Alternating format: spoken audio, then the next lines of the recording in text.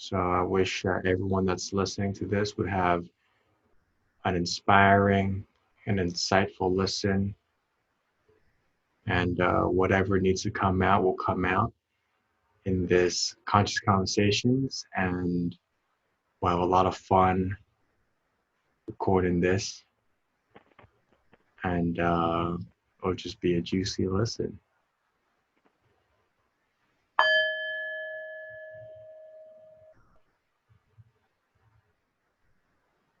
All right, so whenever you're ready, we just come back to this present moment. Yeah. And nice, man. So, welcome, Matt, to another conscious conversation. I'm super excited to have Mr. Matt Brown on the show. And a lot of my YouTube videos, I have referenced this guy. He has played a tremendous role in my life. And today, you know what?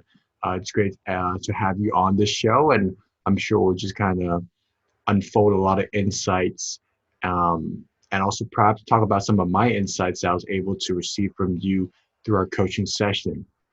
So yeah, welcome Matt Brown to the show. Could you just briefly tell people about who you are and a little bit about what you do? Yeah, absolutely. Thanks so much for the introduction, Marco. It's such a pleasure to be here, to be speaking with you and having this conscious conversation. So, yeah, who am I? Well, that's really a question that I've been diving into a lot, and which I encourage as many people that are on this journey of self-realization to dive into as well. So there's a lot of depth to that question. But who am I, kind of surface level? Well, I'm somebody who helps support people in awakening to a truer version of themselves. And I do that through a range of tools and service offerings, mainly through one-on-one coaching, also through group programs, as well as retreats, combined with sometimes plant medicine as well. So I work with people in a range of ways, and it's that variety that I really enjoy in particular. And of course, everybody that I work with is unique, so they're beautifully unique, and so I work in various ways with various people, but mainly the theme is supporting them in realizing a truer version of themselves and being able to manage the mind and all of its limitations so that they can live their life feeling more liberated and more free. Yeah. And what about on a deeper level? Who would you say you are? Yeah, well, I mean, I I actually have a spiritual teacher he's dead now, and I've never met him, but I feel his energy very strongly through other teachers that I do have, and his name is Sri Ramana Maharshi. And one of the questions that he encouraged people to ask is, "Who am I?" And that has been a question which has, been very significant for me in my journey of exploring more of the true nature of my being. However, a question that I really like to ask is, what am I? Because I think sometimes who am I can send us into our heads, and into the identity and the constructed self, which Hmm. is what we're so used to showing to the world, especially when we're filling out Facebook profiles and dating profiles and things like that. It's less about the details when it comes to what am I, and it's more about tuning into the essence of what we are. And that's an ongoing process of self-inquiry, which I recommend to everyone who is having a human experience, because it points us to the truth. It doesn't necessarily reveal it, but it points us more and more to the truth. And that is, in my opinion, that we are spiritual beings having a human experience, as Wayne Dyer talks about. Okay. And so how do you self-inquire? Is it sitting in a meditation? And I guess when you are doing that self-inquiry, what experience led you to experiencing this truth that you're a spiritual being in a temporary human vessel? Yeah, it would be a combination of things, really. So meditation, certainly, but also meditation in the now. Because the thing with meditation is that a lot of people believe that you have to be sitting in the lotus position and with your eyes closed, listening to music or nothing at all in order to be meditating. But actually, every moment of life can be a meditation, because meditation, as far as I understand it, is observing one's thoughts, feelings, and emotions, becoming the conscious observer of one's experience. So waking meditation, moving meditation, and there are practices for that, of course, like qigong and tai chi for more of the moving meditation.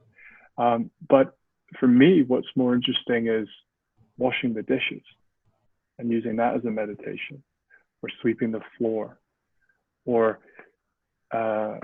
one of the things that I get a lot of experience with is working with my clients in a coaching conversation and allowing that to be a meditation as well.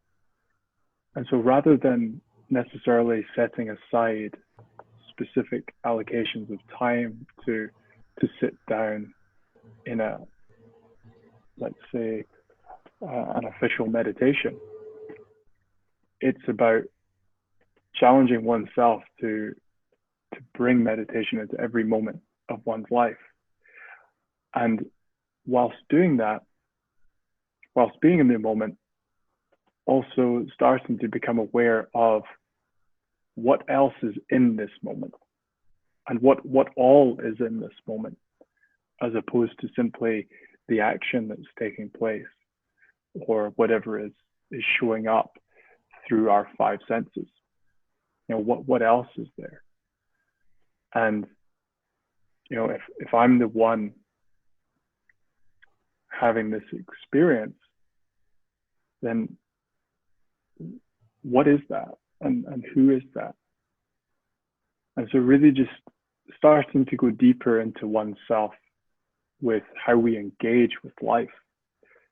And we have the opportunity to do that, I believe, in every moment of our lives, not just in fixed, allocated periods of time. It seems like you're being that in that meditative state. You're not actually just doing it. It's not like, oh yeah, I should like allocate 10 minutes each morning, but you're internalizing, and that's just you. That's a state that you're in all the time. And when you're in that state, almost like you experience life from a totally different paradigm, and it just becomes a little bit richer. When you're not so in the mind and in the thoughts, but you're just in the observer's seat, and you can really understand that you're not the thoughts and the emotions. You're just more in that bird's eye macro view.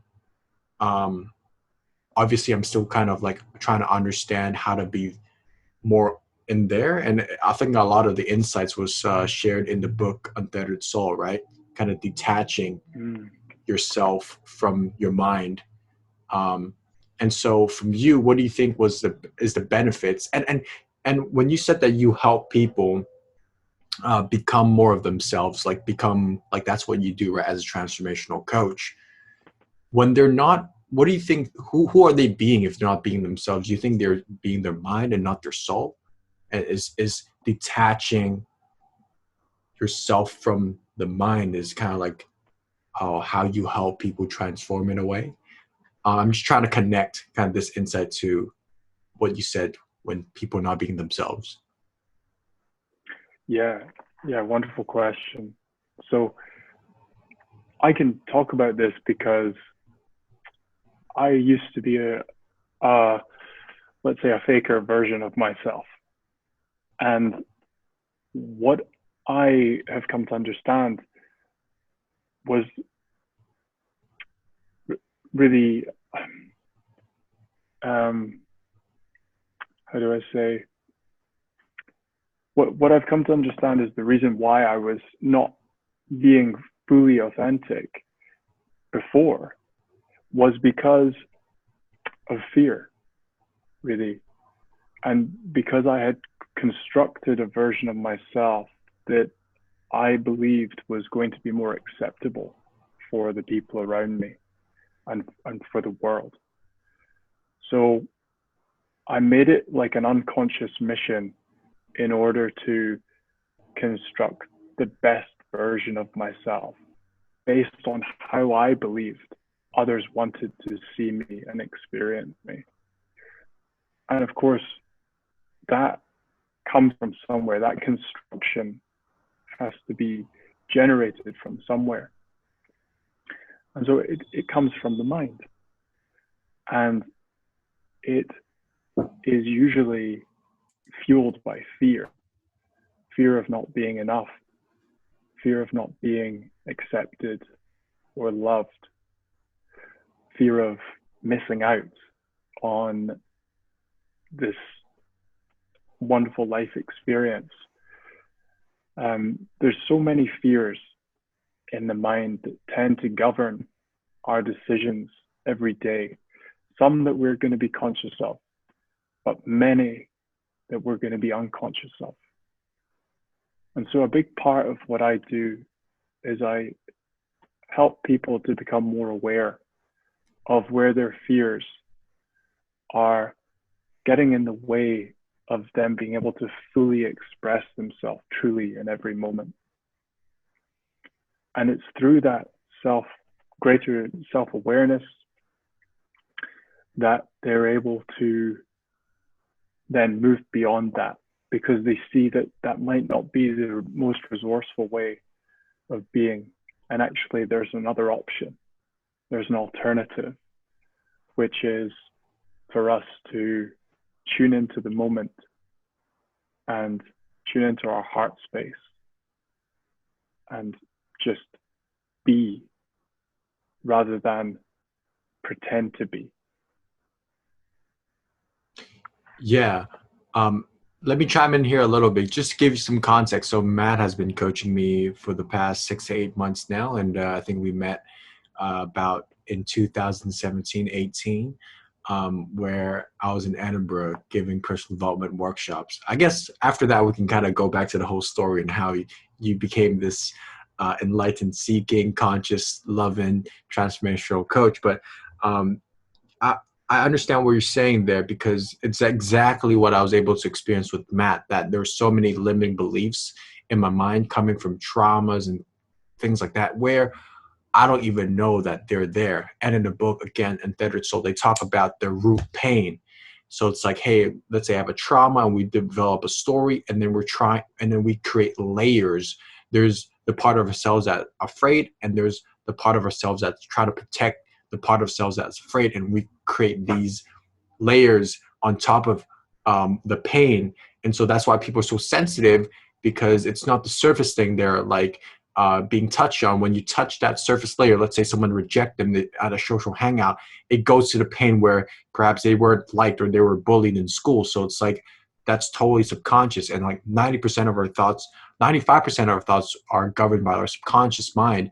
And I think 90% of our thoughts are recurring thoughts, and 80% of our thoughts are negative, recurring subconscious negative thoughts. So a lot of people are just kind of like having that as their baseline. And I feel like a lot of people, including myself, always look outwards to rearrange the universe so that we don't feel the pain inside. We rarely go inwards and look at the things that we're trying to hide and purge that out, so that we don't have to hold that in ourselves anymore. And I feel like with Matt, I was able to just talk a lot of the sensitive topics that I weren't able to talk to even my friends or family, because sometimes it's about them. And that's why having a coach is so important, or like whatever works for you. But I think that's what you're touching on there just now, about that, um, that fear or that pain that people don't want to kind of look into. Yeah, that's absolutely right. What you said is a really good summary of some of the things they speak about in the Untethered Soul that Michael Singer talks about.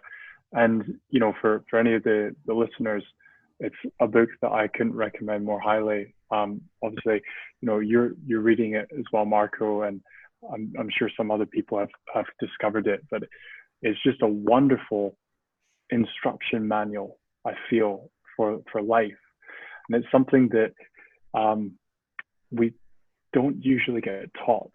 We haven't been taught it in school.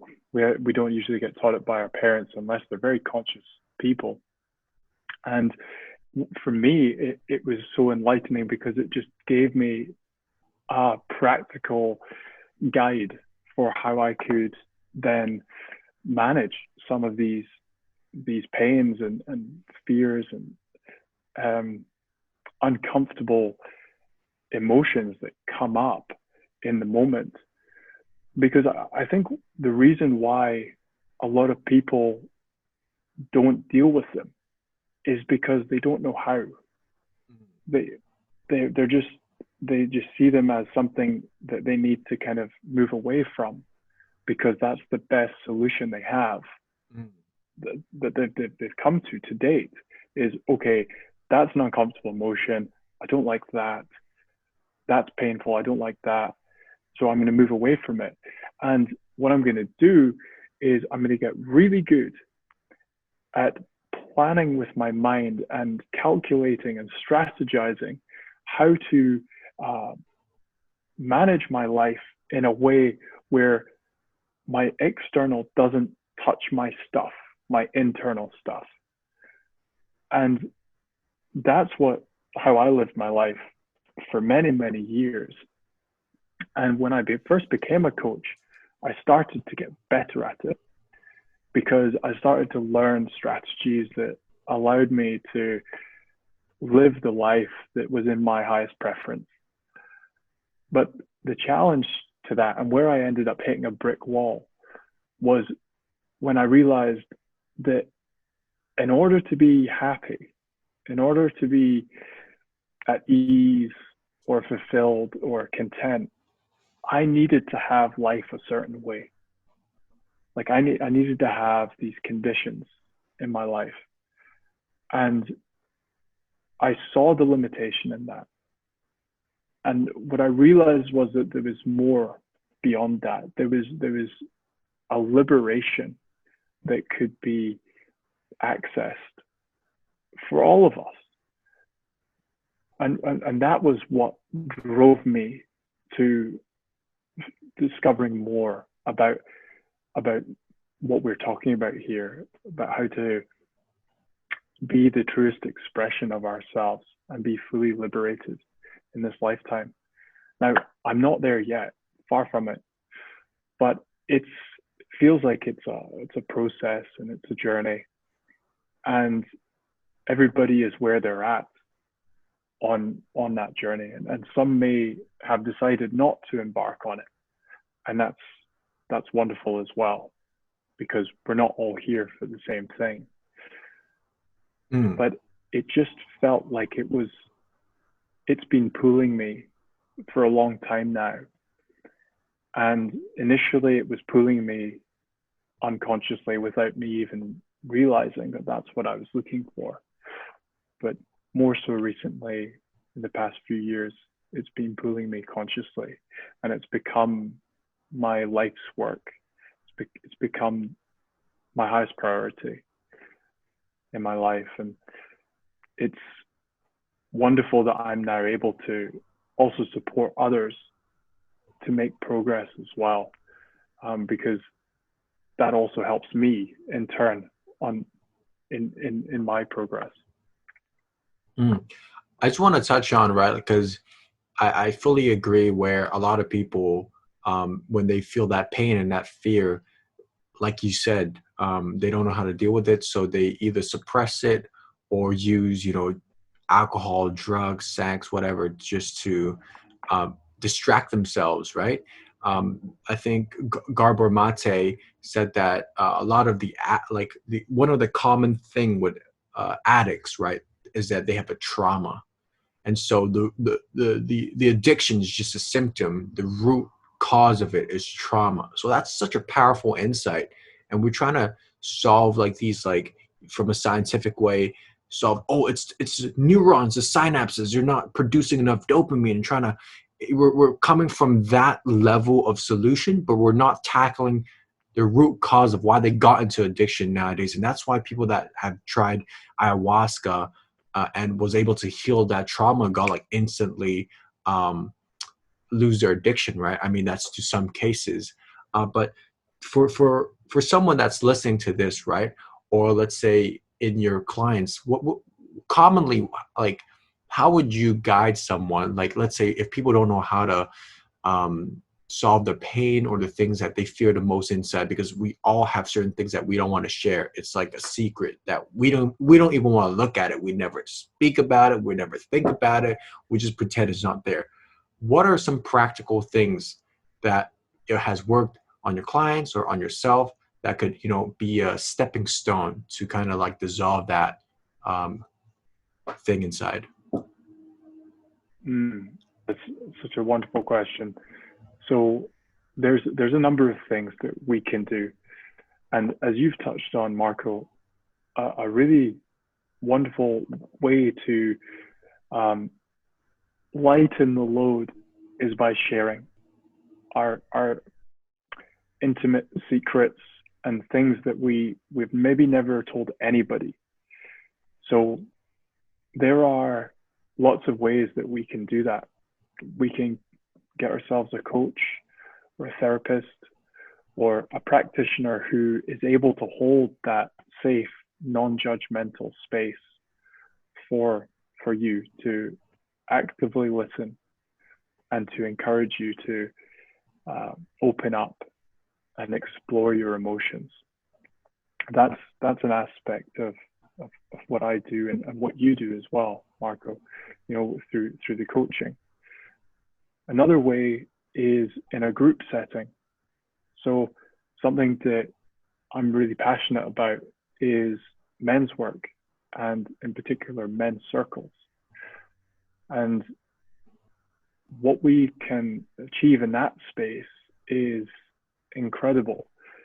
And there are also women's circles as well, or there's unisex circles too. Mm-hmm. But what a circle is, for those who don't know, is it's a sharing space, which can be online or offline. And what it really is it's a sacred space that's been created with the intention to allow people the opportunity to communicate from the heart as to how they are in that moment.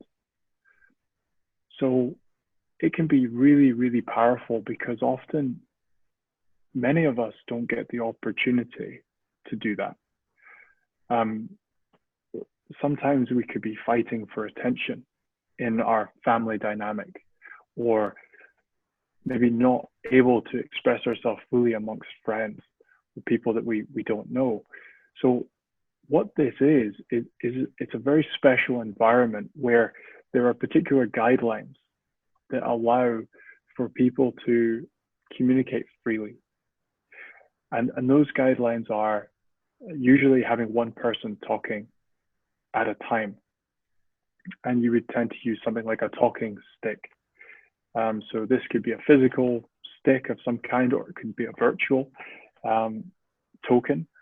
And what that is it just allows somebody to then have the right to speak without interruption.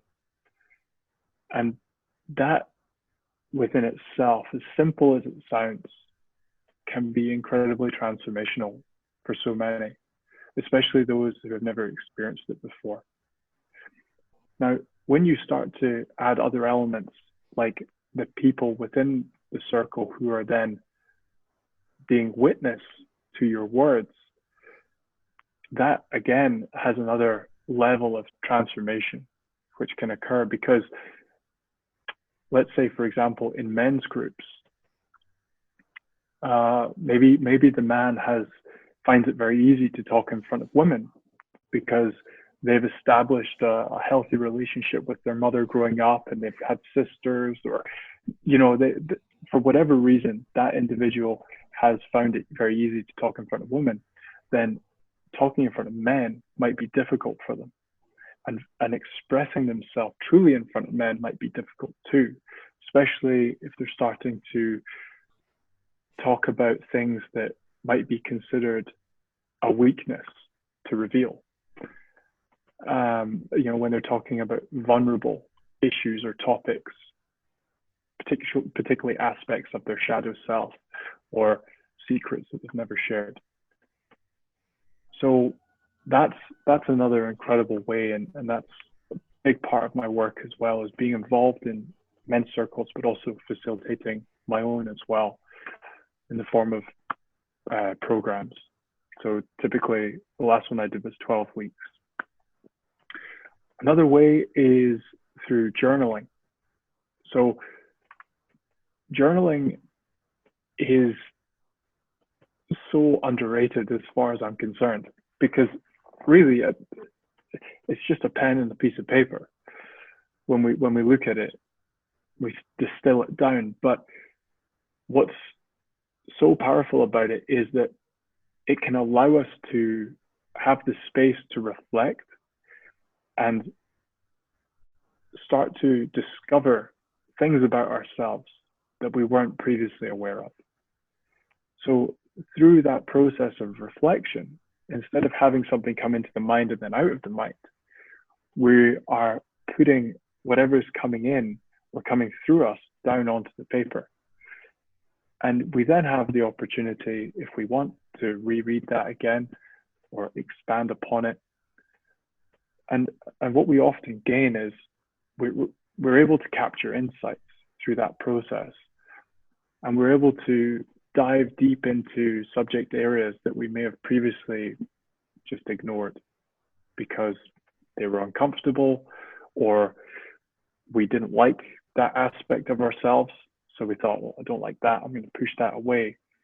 And that's what we tend to do with the shadow self. We tend to just put it in a dark room and close the door and lock it away. But, journaling, men's circles, coaching, and therapy, these are all wonderful environments for us to go deeper within ourselves and go digging as to aspects of self which may have been hidden or suppressed. And it's through the expression and the unveiling of that we become lighter. Because what we're actually doing a lot of the time is carrying this burden at a deep unconscious level within us. But when we bring it into the light of consciousness and we're able to create more awareness around it, then we can start to liberate ourselves from it and also make more conscious choices as to how we're going to address it as it shows up in our lives thereafter. Does that make sense? Yeah, absolutely. And I just want to add one more method, and that would for me be like plant medicine. For me, it's like, I tried hape. It's like a tobacco, really helped clear my mind. I tried, marijuana. Like weed was like the first thing that I tried. Like it's kind of like weird because like with marijuana, like some of my friends, they smoke it, they're more like stoned. But for me, I get a lot of insights. Like I'm able to really understand my subconscious mind and like be more conscious of all the little voices in my mind and who's talking, who I'm listening, and who I'm like being. Like I really felt like I was like, as a Gemini, I have a lot of different like personalities, and I get to choose like which personality get to like hop on the pilot seat sometime, or as my co-pilot. And I think you like, as well as like, magic mushrooms, psilocybin, that sort of thing also helps me just like open up my chakra like so much more, because before, like, I perhaps when I'm small, or I didn't get a lot of love from my family, or I just didn't, you know, it's super hard for a human being to grow up without any traumas. Almost the parents have to be perfect, the situation have to be perfect. We're very fragile at an early age. So it's like when I kind of took that plant medicine, I was able to kind of feel that heaviness in my heart. And I don't know what was causing the heaviness, but because it was there, I dissociated my awareness from my heart so I don't have to feel that inside me. And so that's why my heart was closed. And so when I took the plant medicine and it opened that energy field up, it was so overwhelming. And then I had to like do a little bit that inspection work to understand, okay, what was causing that, and then release some of that energy and those limiting beliefs within me. So I just want to add to that. I know you're a big advocate on like plant medicine and stuff as well. Yes, yeah, 100%, Marco, and thank you. I couldn't agree more. Plant medicine is such an incredible tool, and of course, within the world of plant medicines, there are quite a number now which are being used to help facilitate this process of deeper self-discovery, but also resolving suppressed emotions and traumas, things like that.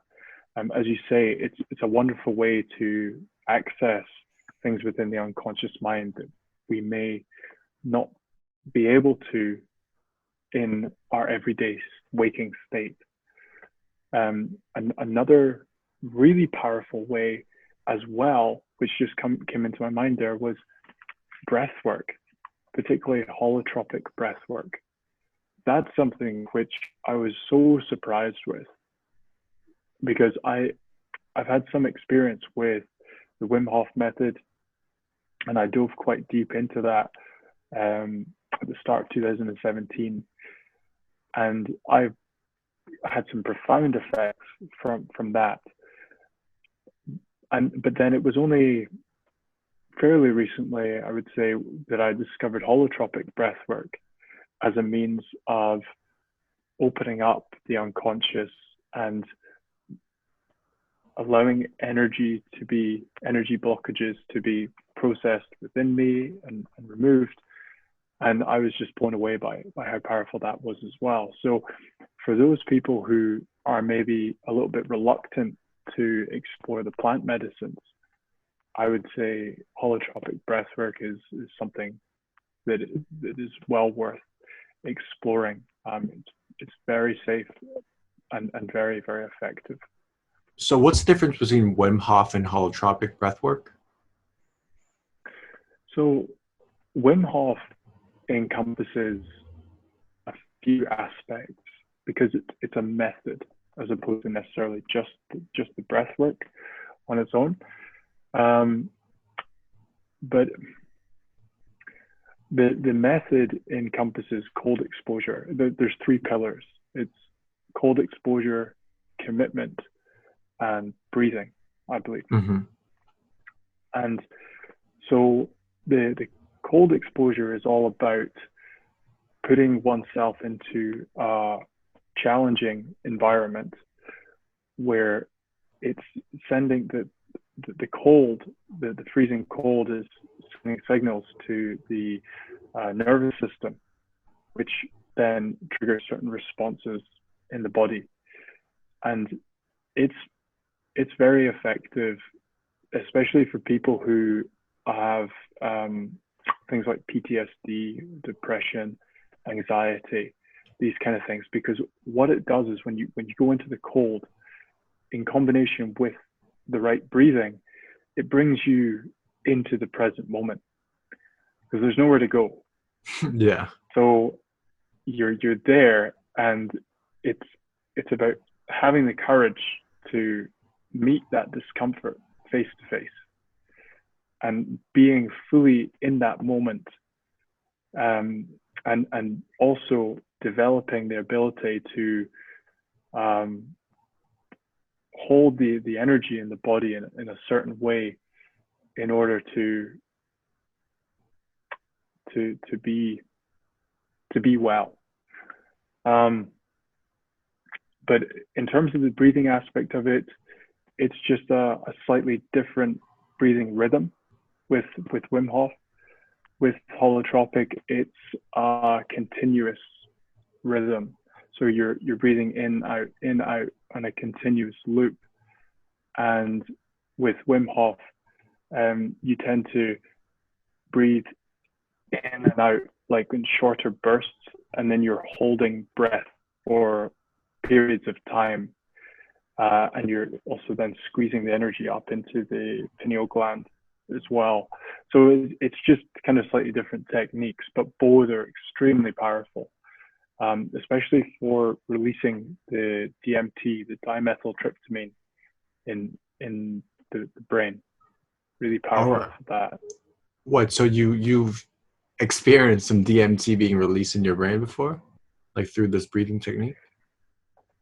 Yeah, absolutely.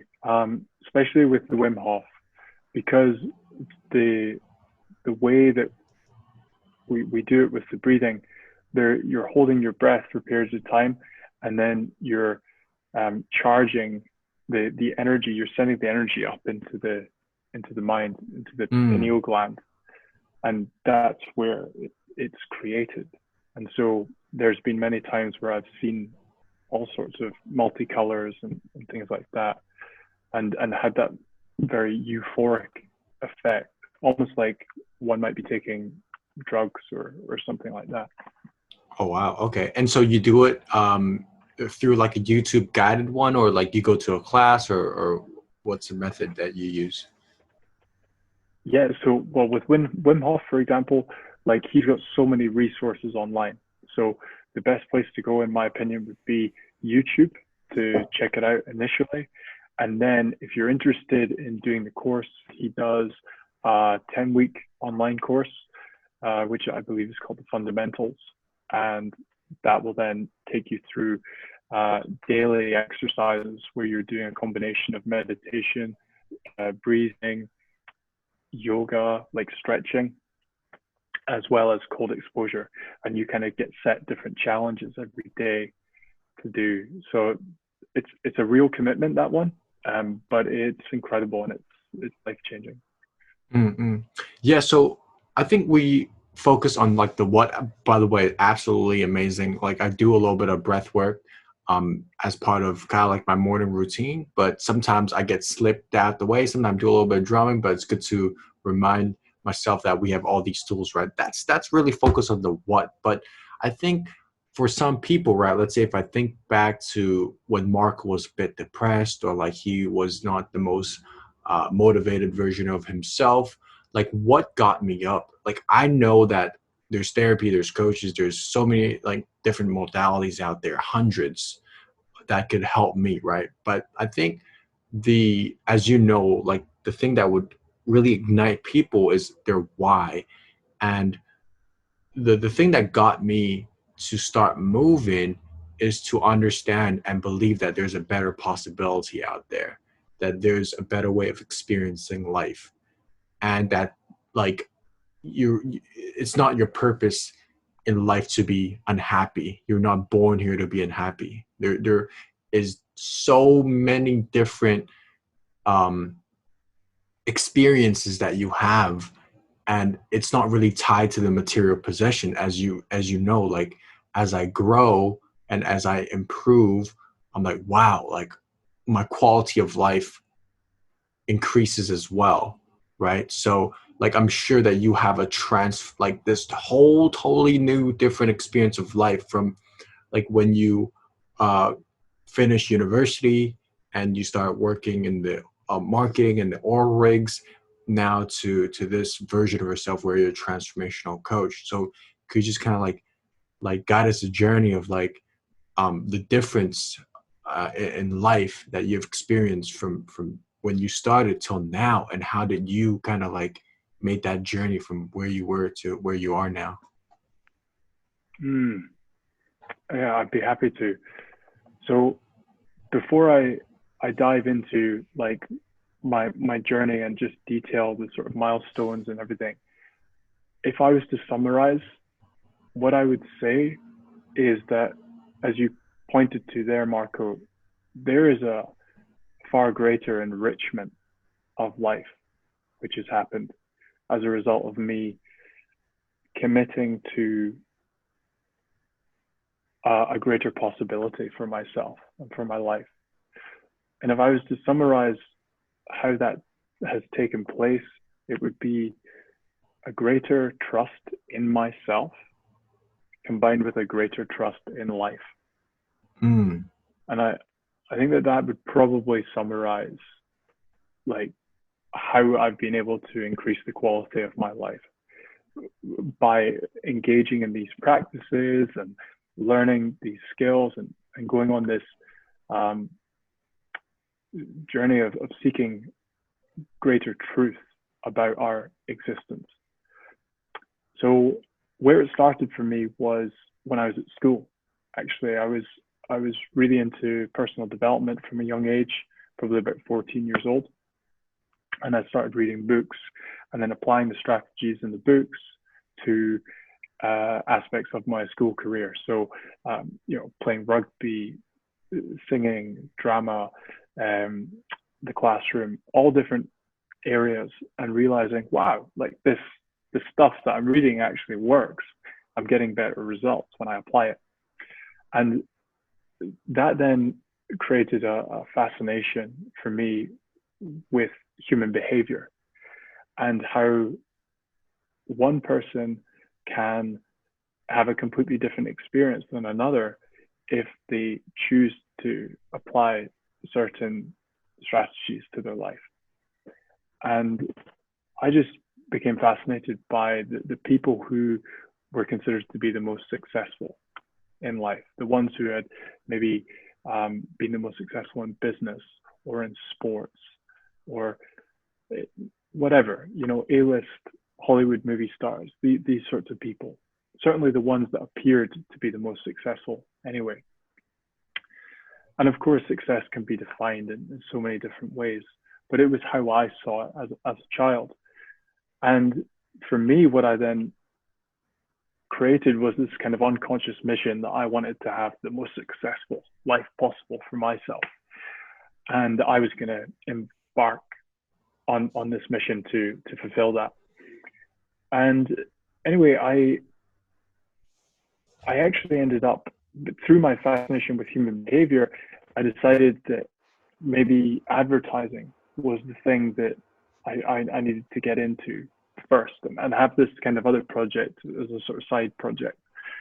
And so I went down that route and I applied to a lot of advertising agencies and got work experience, and then studied it at university. And through studying it, I realized that I didn't want to use my skills of human behavior in that way. So I didn't want to convince people to buy something they didn't necessarily want or need. And at that moment in my life, I realized that I had discovered magic.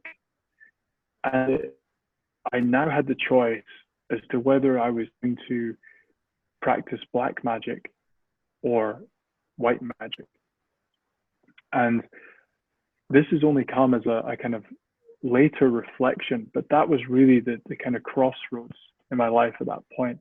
I decided I didn't want to use what I'd learned about human behavior in order to manipulate people. I wanted to use it to influence and persuade and encourage and use it for the greater good. But I wasn't that clear on it at that point. And after university, what actually happened was that I spiraled into a real state of depression. And that lasted for about 8 or 9 months. Because what had happened was that I realized that advertising wasn't what I wanted to do, but I didn't actually know what it was that I wanted to do. I was still very unclear. And what started to happen was the mind got the better of me. and the saboteur and the judge got the better of me, and it started leading me to consider my value in the world and my place in the world. And I started to believe that I wasn't good enough to do the things that I aspired to do in my heart. So I spiraled into this state of depression.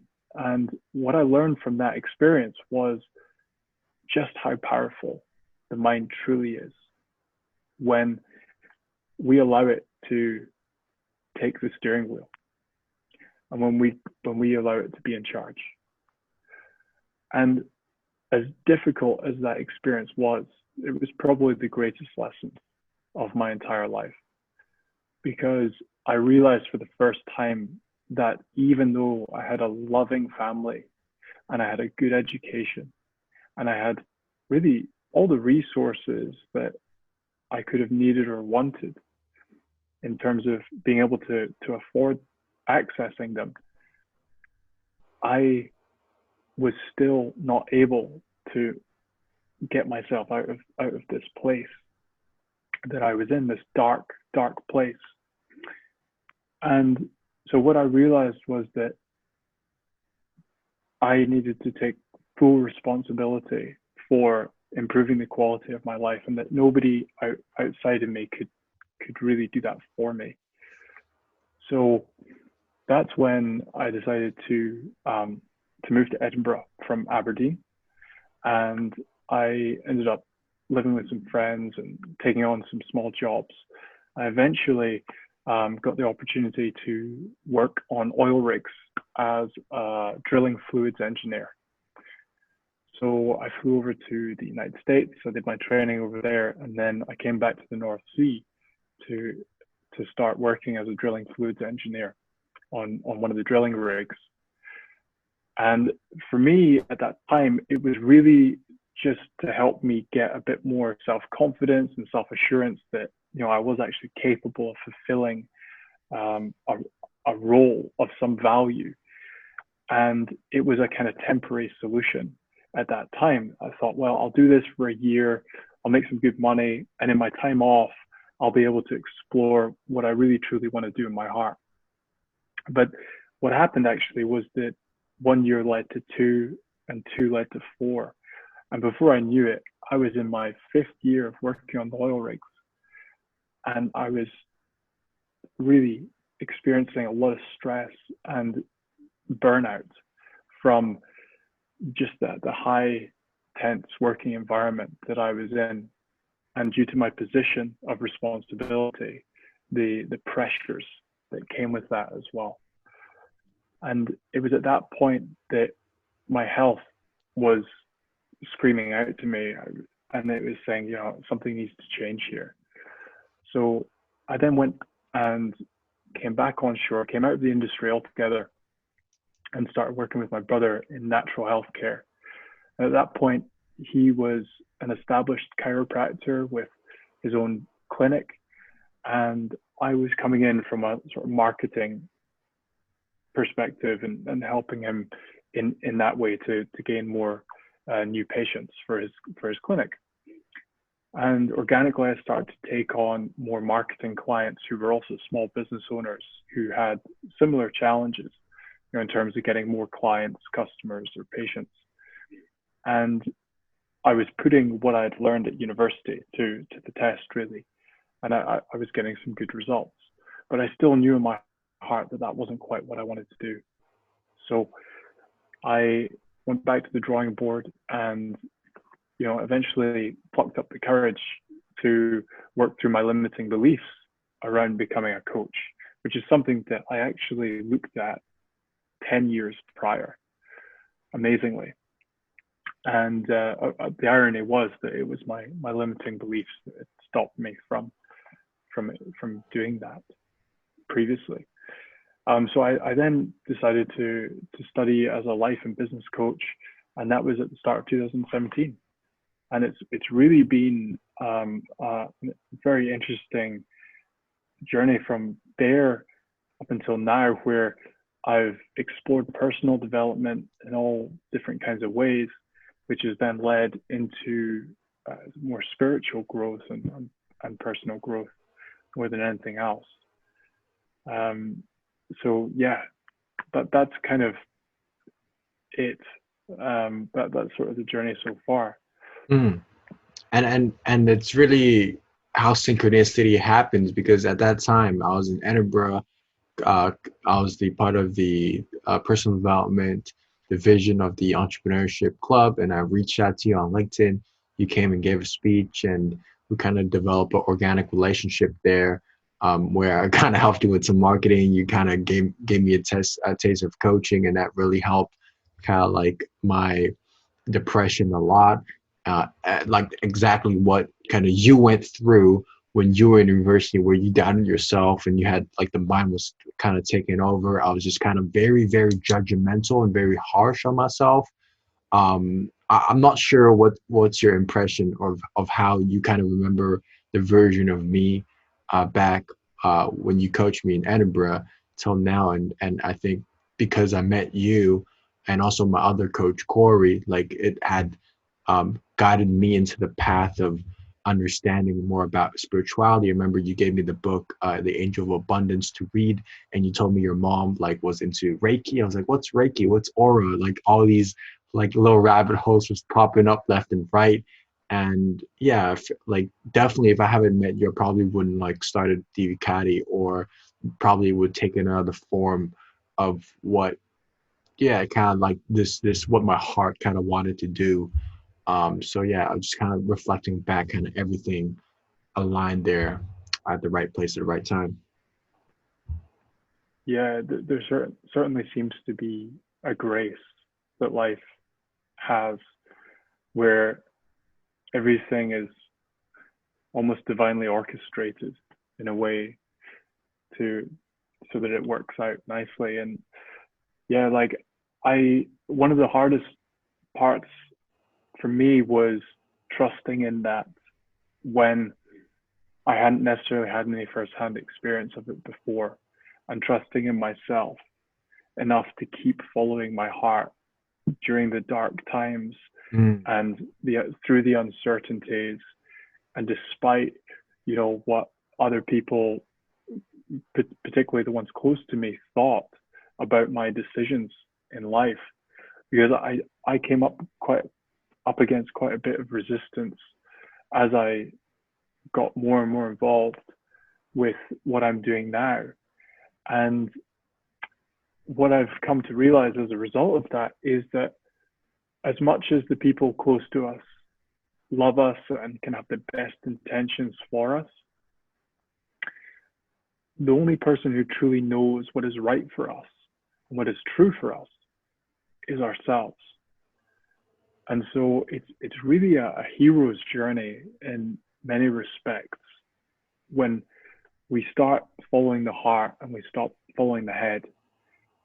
And it requires a lot of trust and a lot of courage, a lot of vulnerability, and really just taking a leap of faith into the unknown and accepting that we might fall, but trusting that something is going to catch us.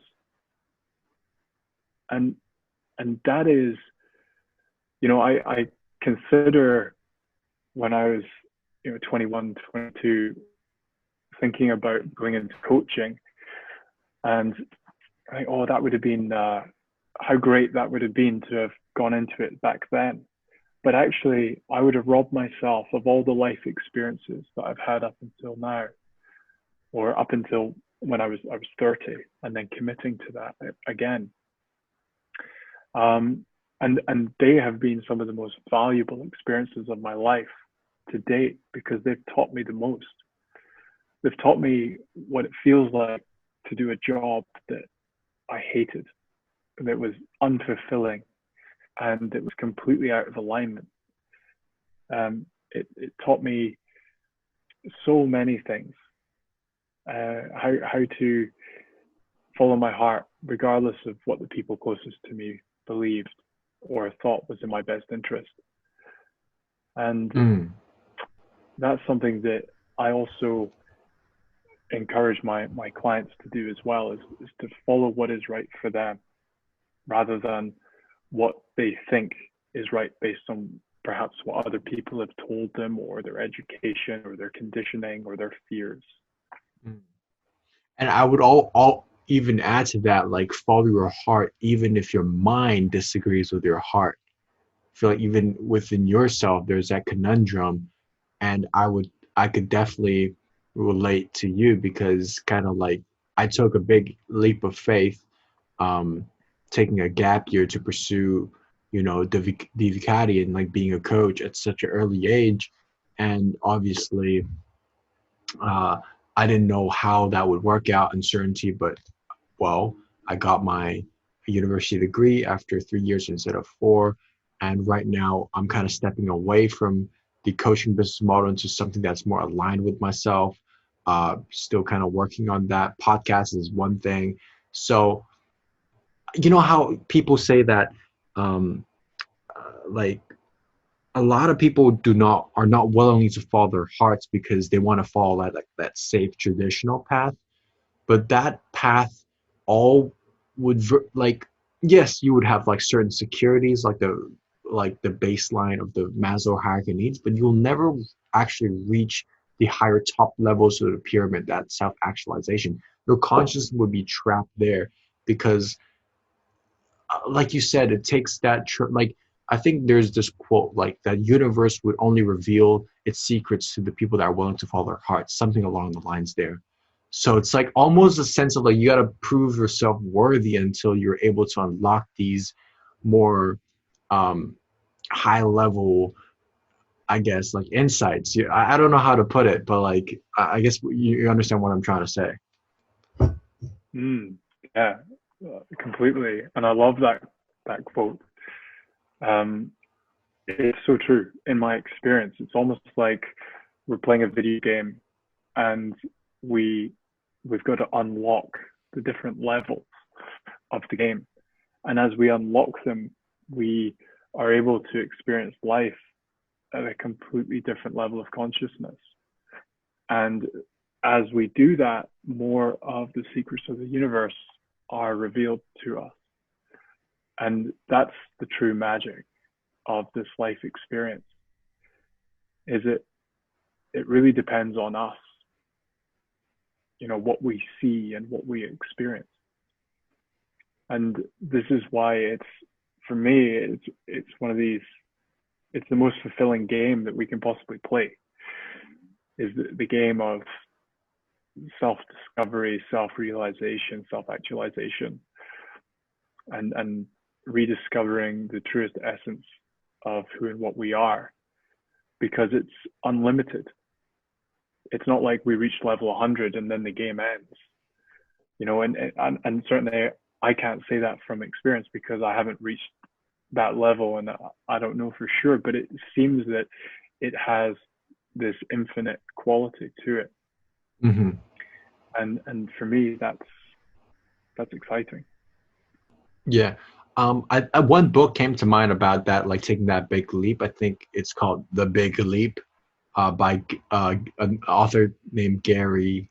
Have you read that book? I haven't got to that book, but I heard great things about this book, taking that, stepping into the unknown, and just like taking that leap of faith, Mm. trusting the process.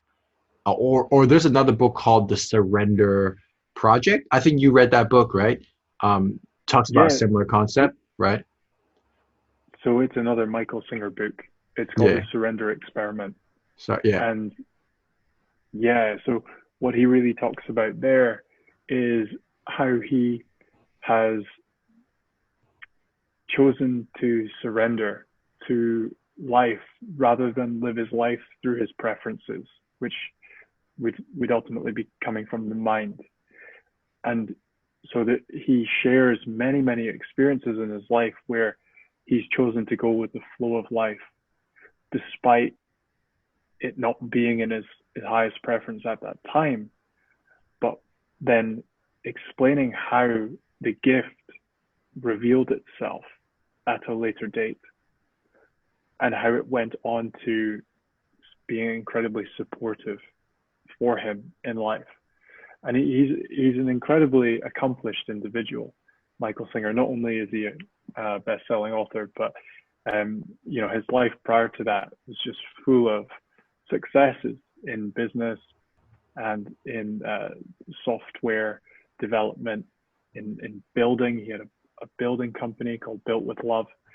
And it's a really fascinating read, actually, because he takes you through the journey of his life. And he's able to articulate it in such an incredible way, you know, with so many details. It's just amazing that one is able to do that. But one of the things that has been paramount to him throughout his life is meditation, the practice of meditation every day, and just surrendering to the opportunities that life presented to him, and saying, okay, let's go for this. Like, I don't know what it's going to look like, and I don't know how it's going to be, and it kind of sounds like it might not be very good, but I'm going to do it anyway and see what happens. And every time he's rewarded for that leap of faith that he takes, and that surrender to the natural flow of life. Mm. And so, like you said, right, like the mind is so powerful that it dictates a lot of people and a lot of decisions.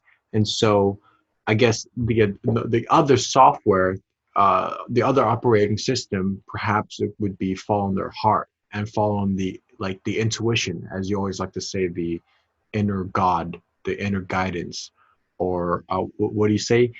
Uh, sorry, for inspiration is your inner. What do you always say? You know, that line you like to say. Yeah, well, in inspiration, if we look at the word, it's in spirit, Oh, in and spirit, then yeah. and ion as well, which is energy. So it's the energy of being in spirit, and that's, you know, a lot of people will get used to the word motivation and believe that motivation is an incredible thing, and that's what we need to be aspiring for, is to be motivated. But motivation tends to come from the head. You know, it tends to be based on an outcome that we want to achieve, so something in the future. And in order to be considering the future, we have to be in the mind. Whereas inspiration is really when we're in spirit, and we're being inspired, we're being moved through that spiritual energy, and that's coming from the heart more so, or from our higher self. Mm. So here's a question, right? Like this is something that I ask a lot of times, but I'm still not be able to discern between like a genuine intuition, like that coming from my higher self or my inner God, versus it's just like an idea that comes from my ego. Like I still can't discern between which is which, right? Because sometimes that inspiration, I guess, like it also has this like body sensation where I get a little bit of that tingle, like it's like ooh, you know, like some like within this conversation, there's different parts where I felt that, and I guess it touched something within me that I had that like sensation of vibration, but not every time like an inspiration would have that like body tingles with it as well. So how do you discern between one that's coming from your spirit versus coming from your ego? Mm. It's a great question, and it's really something that it's difficult to put into words, and that words can only really point to.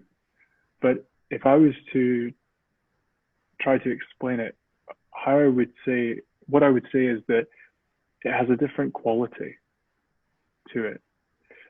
And so, as you mentioned, like you get those body tingles sometimes.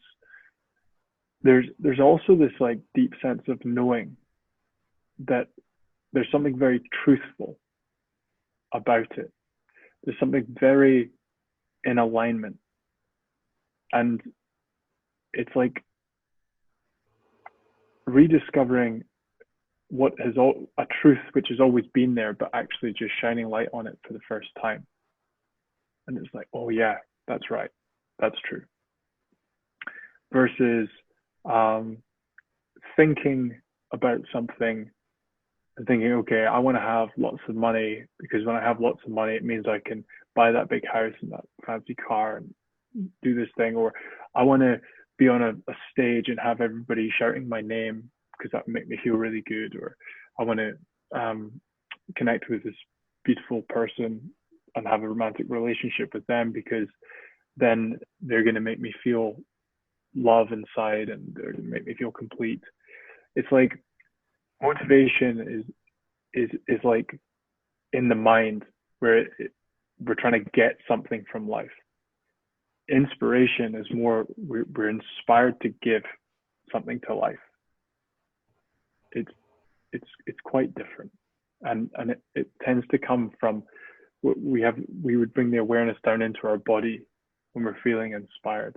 Although it can be an idea, the idea then brings us into our body and into our whole being, whereas motivation tends to be where the awareness is up in the mind and in the head. It seems like the underlying energy is different. You like to always talk about the, the polar opposites of energy, the love and the fear, where we talk a lot in our coaching session. Is it that where it's like motivation's coming from more of a fear of not getting something, or like of avoidance, versus inspiration is more about love and like giving? Like what, like how do you tie that relationship, if there's any? Yeah, I would say if we were to generalize, certainly motivation is more connected to needing to achieve something, because if we don't, then there's an underlying fear that we're going to miss out in some way. So it could be like motivating oneself to go to the gym 4 times a week. Could be so that you have rock hard abs and a really good beach body, so that you can then attract that beautiful, those beautiful women on the beach when you go on holiday, right? It tends to be like there's a series of things that we want, and it could be through a fear of inadequacy, or a fear of not being enough, a fear of not being attractive to the opposite sex, fear of not being able to attract a partner into your life that is going to adore you and love you, these kind of things. So at the base level, it tends to be a fear that creates motivation, whereas inspiration comes from more of a love and passion for life, and a passion. We tend to be inspired by the things that we enjoy doing the most. So we'll be inspired to be creative and maybe create a piece of art, be inspired to write a poem, or to give somebody a gift, or what are these kind of one-off situations, because it feels very true in that moment to be living from the heart in that way. Yeah, and it's such a deep, it's such a nuanced but deep concept. Like how you make your decisions, whether it's coming from a love or coming from a fear, because we can do the same thing.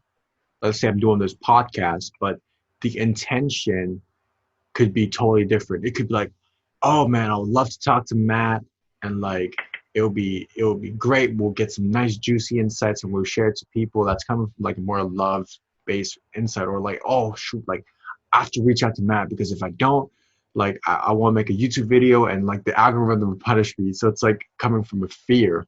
But it's like the same actions, but what energy are you bringing into the project itself is something that is not like, it's not like something that's like people that are aware of, and something that I'm not aware of. Not every situation I go in, whether that's a dinner, whether that's asking a girl on a date, right? Let's say before, which we talked about, right? It's like, hey, what's my intention? My intention now is to connect, free from outcome, have fun, like be inspired, give. Before perhaps like, oh, like I want to get something from this person because I feel empty inside. It's more of like a taking mentality. So it's like just that. That's what I'm talking about. How you operate. What software are you living life with? Is something that like Matt is really good at, kind of helping one kind of find that software that feels most aligned and truest to themselves, so that you operate life with just like a higher vibration and consciousness to it. So I just want to kind of sum that up there a little bit. Yeah, thank you, Marco. And it for me, it's such a joy because you know it's something that we all experience as part of this human condition. It seems we experience the challenges of the mind, and something as simple as intention setting can just help us to check in with ourselves and say, how am I approaching this situation? Just like we did at the start of this call, we set a nice intention where we were being in service to others. And if we're not being in service to others, we're mainly being in service to self. And if we're engaging in life in that way, our experience is limited. So, but when we're collaborating with life and we're giving from the heart, then life tends to find a way to support us much more, because it wants us to express that in the world. And that's been my experience, is that when the more that I've been in service to others, the more that life has rewarded me for that in various ways. But also just directly through tuning into that heart space and that loving place and being able to give. That's where the gift really is being able to give something to others, and not necessarily having known who those people are or whether what you have said has made an impact or not. It's not to massage the ego in that way or to get direct feedback of the energy that we put out in the world, but just trusting that when we do put that energy out there, that it is going to be of some benefit and it is going to have some kind of positive ripple effect and positive karma, let's say. Mm. And there's a wonderful quote which I absolutely love, and it's by Dr. B.J. Palmer, who was one of the founders of chiropractic. And he said, "We never know how far-reaching something we think, say, or do today will affect the lives of millions of others tomorrow." And for me, that is such a beautiful thing, because we just don't know how our words are going to impact the lives of others, and particularly in a positive way.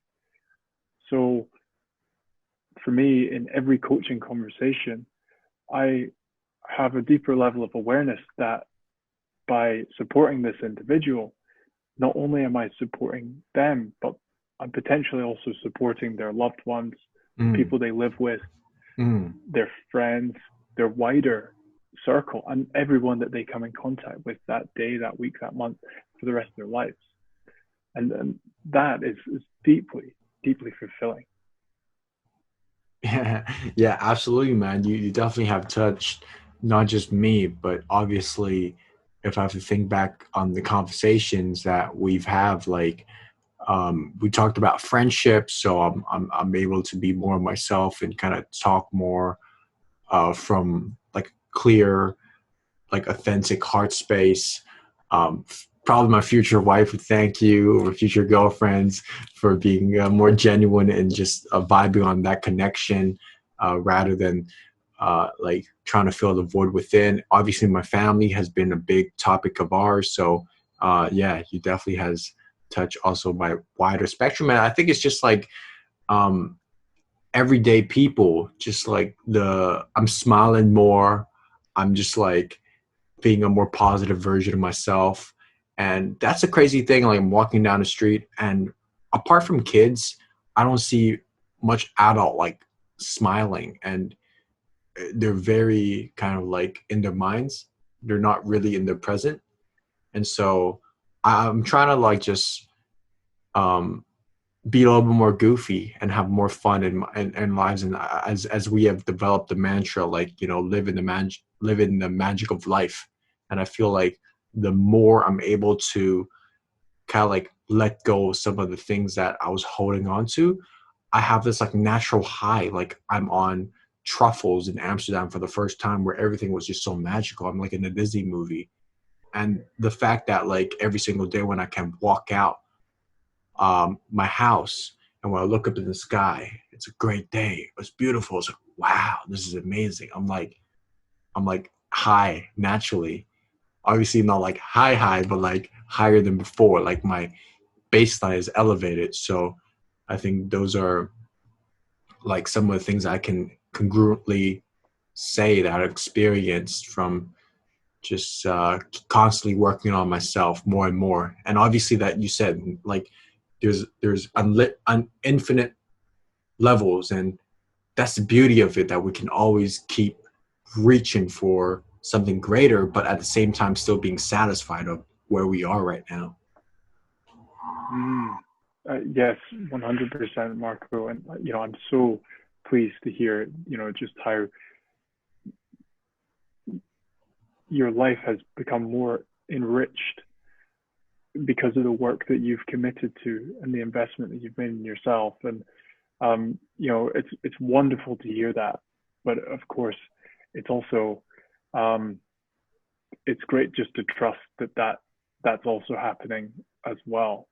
Mm, And so the requirement for praise or thanks is not so necessary yeah, um, yeah. anymore, because as I mentioned, the gift is in the giving of it, and that's enough. Just to trust, like, whatever has been given is going to be of some kind of positive impact, and also to be accept as well that even though it's given in the best intention, that sometimes we need to play the role of the villain as well, and that there's divinity in that too. And despite us, we can't always be the good guy, right? Sometimes we have to be the villain in order to be of the greatest service to another person. Um, Yeah, what do you mean by like? Do you mean being the villain, as in not everything is like a feel good, but more of like holding that space and kind of like holding people accountable and like going to the places that they don't want to look into? Like, what do you mean by that? what I mean is that despite our best intentions as individuals, we will sometimes come across to others as um, the bad guy, Mm, and we can be misunderstood. mm, And so it's not necessarily about being attached to having everybody love us and be grateful for right. how we're being, even though that's maybe our highest intention is to do good. Sometimes we have to play the role in life of being the villain as well, and being the bad guy, because quite often we can push other people's buttons as well, just by being happy, by, as you said, by being the one who's walking down the street with a smile on his face. That can actually upset people too, especially those who are on a much lower vibration. They can be provoked by that. Mm. So it, as much as it's wonderful being the good guy, and gracing the world with a positive presence and everything, it's also um, it it doesn't always provide fruits, let's say, and sometimes um, we can be misunderstood as well. Mm. So what seems to be more relevant is that rather than trying to play the role of the good guy or the bad guy or whatever else, it's simply just about being true to oneself in the moment. Mm. And that's all we can really do. And there's going to be moments where we're not feeling positive and happy and uplifted. But it's about just being true to what is showing up in the moment. Yeah, absolutely. I just have like this. I wrote down some money questions. I just want to get to you before we kind of end this episode, and also some rapid fire. But with the money question, I want to ask you, what is the deepest truth you wish you learned earlier in your life? With respect to money? No. Just in anything. That's the money question. Sorry, money question is like this is Okay. this I is got the you. yeah Okay. yeah. Got you. So the deepest truth I wish I'd learned earlier in life. Wow, that's a big one. I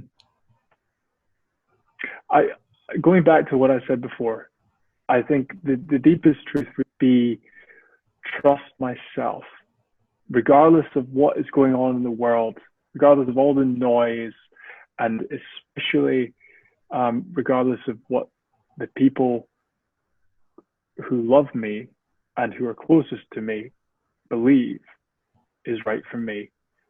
Trust myself what is right for me. If I had that written down somewhere, let's say tattooed to my arm, Mm-hmm. right? And I came into this world and I was just like, okay, just trust yourself, trust your own intuition, trust your heart, move in that direction. I think that would probably be the one for me. Mm. Got you. And another money question is, what is the best self investment that you ever made? Yeah, it's a really great question. I would have to say it was the investment in my coaching training. Now I've done a series of trainings, so it's all the coaching trainings I would say, but particularly the first one, because not to say it was the best by any means, it gave me the tools I needed to help people in a much more significant way. And that's my passion. So it kind of unlocked my passion.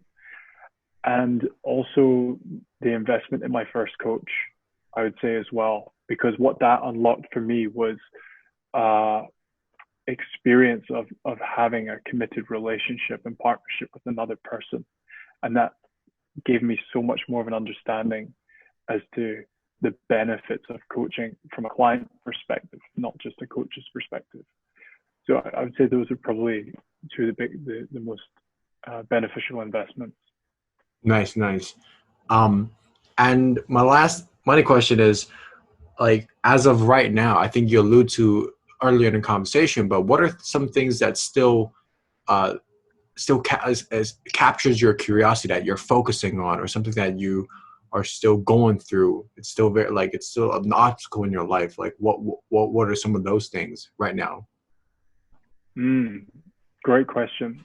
So for me, what I've committed to is my romantic relationship. That's something that I'm really deeply exploring and doing a lot of inner work around, as well as at the moment I'm back home in Scotland and I've been here for the last 7 weeks, and I've actually not been able to get back to Spain, which is what my preference would have been. So I'm here in Scotland and I'm surrounded by family, but I'm seeing this as a wonderful opportunity to revisit parts of my childhood and things that could still be resolved within me. So yeah, I've got my girlfriend here now as well, so that's where the relationship comes in. So it's kind of like an accumulation of things, but it's kind of resolving anything that is getting in the way of me having deeper, more connected relationships with the people I love. And yeah, just if you're open to share, what are some examples? Like, what are some inner work or things that like got in the way and that you became aware of that, prevented you from loving on a deeper level? Because, like romance is also some part, like I'm sure myself and a lot of people are generally interested about as well. Yeah. So in terms of my romantic partnership, I would say that the challenges come in the form of triggers, just with everyday situations. And so what they're doing is they're pointing to areas that are maybe still unresolved within me. Mm. And they may be pointing to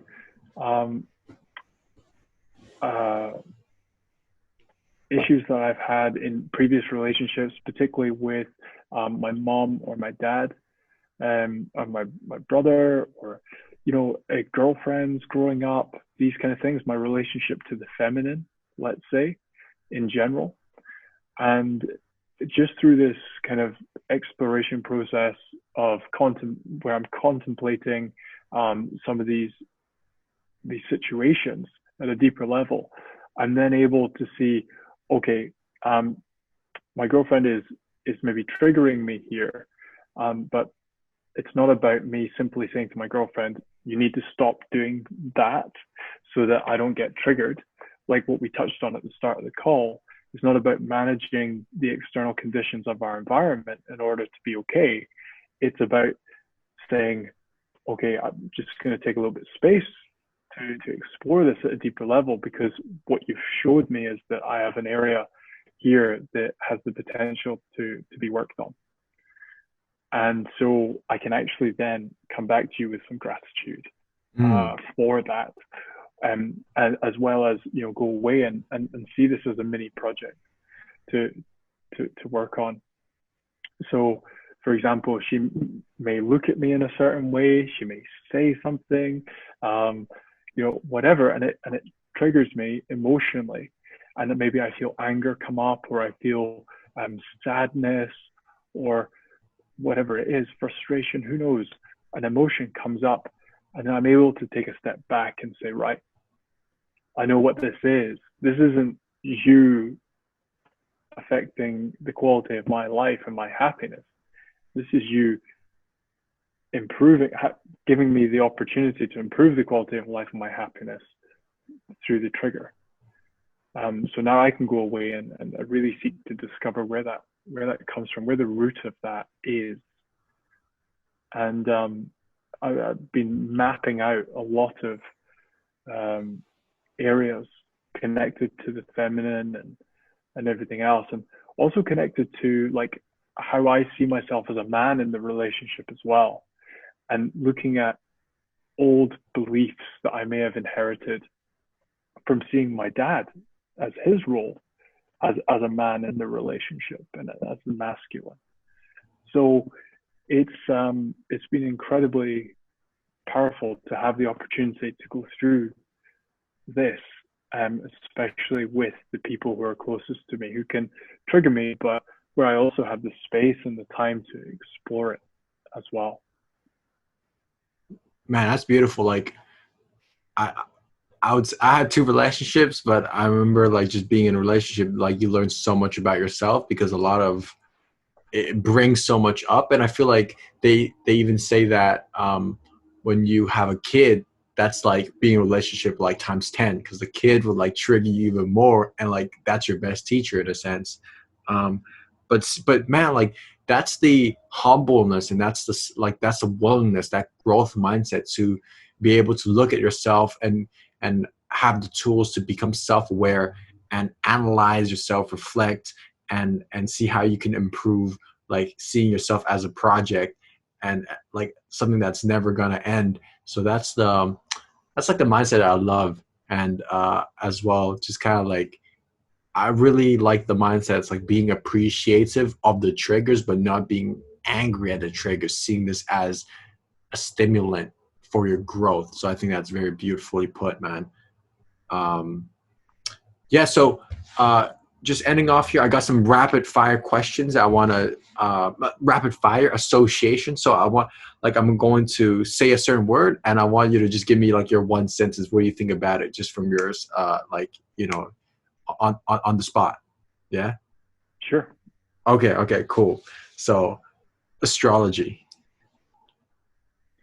Yeah, wisdom in the stars and energy that can give us insights as to why we are feeling a certain way in the moment.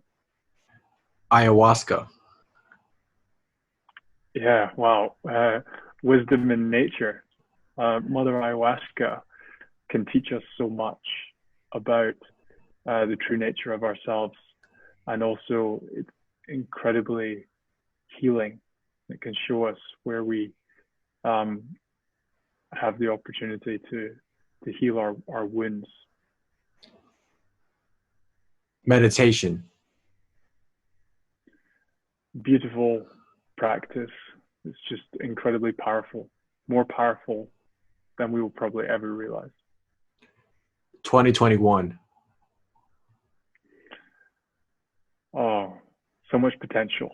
It feels like a really fresh, creative energy for me.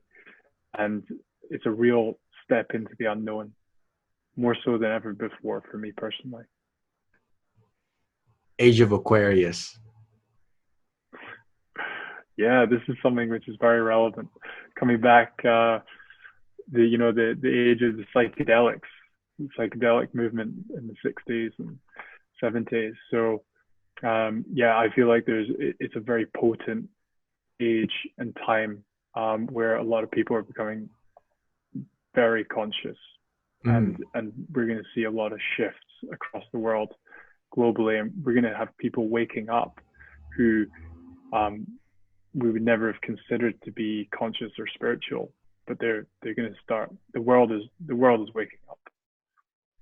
Can you just expand your own perspective of what does it mean to wake up? Because I keep hearing this thing. What do you mean by waking up? Like, from your own perspective. Yeah. So, from my experience, a lot of the time we can go through life in a daze and in a deep sleep. And for me, waking up is a process of becoming more conscious to and aware of the magic that is in every single moment of life. And what we're doing is we're just waking up to what has always been around us, but that we haven't seen before because we've been in a more subdued state of being. And so we're just waking up to the magic which has always been there. It's exactly that feeling when I first took truffles in Amsterdam. I was like, after I took it, I went like running outside, and I was like looking at the leaves and the fact that like the leaves grow, like I look at the stars, damn, like it's shining, like I just whoa, like that kind of feeling, right? Like just seeing with fresh eyes, and like not seeing from what it is, like how how this amazing, how everything is so divinely orchestrated, and yeah, there's so much miracles in it. From I'm getting from your kind of perspective. And 100%. And your experience of truffles is something I can relate to a lot because, I work with psilocybin medicine in the form of truffles and mushrooms a lot. And it's probably the quickest way to wake somebody up to the magic that is all around us, especially when we take a slightly higher dose. One can have a more of an esoteric experience, and we can see colors, and we can see the kind of fabric of our world, and geometric patterns and all sorts of things start to come into our experience that we've maybe never ever experienced before. And that's something that I feel is such a wonderful gift to give somebody, is the opportunity to see and feel that. Because once we've felt it and we've seen it, it's hard to then go back to believing what we believed before. And what ends up happening is that like this door opens, this portal opens into a whole new world of possibility for us.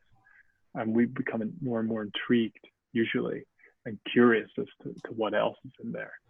And so it's a wonderful medicine. And there's such intelligence within it.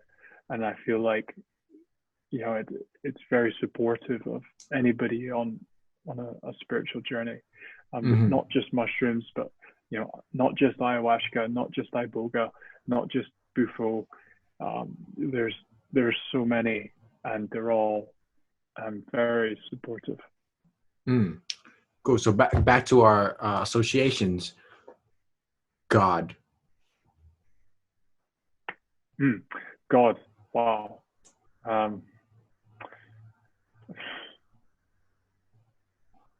It's hard to find a word really.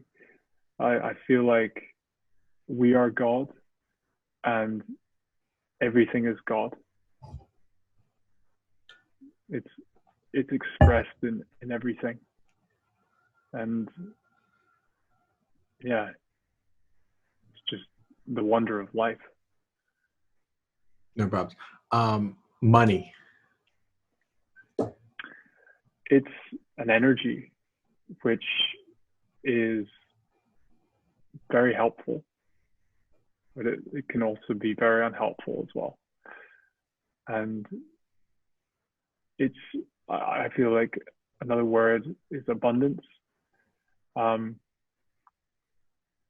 yeah, so I would say it's an energy which we tend to associate meanings to based on our conditioning. But it has the potential to do a lot of good in the world, but it also has the potential to do a lot of bad as well. Sex.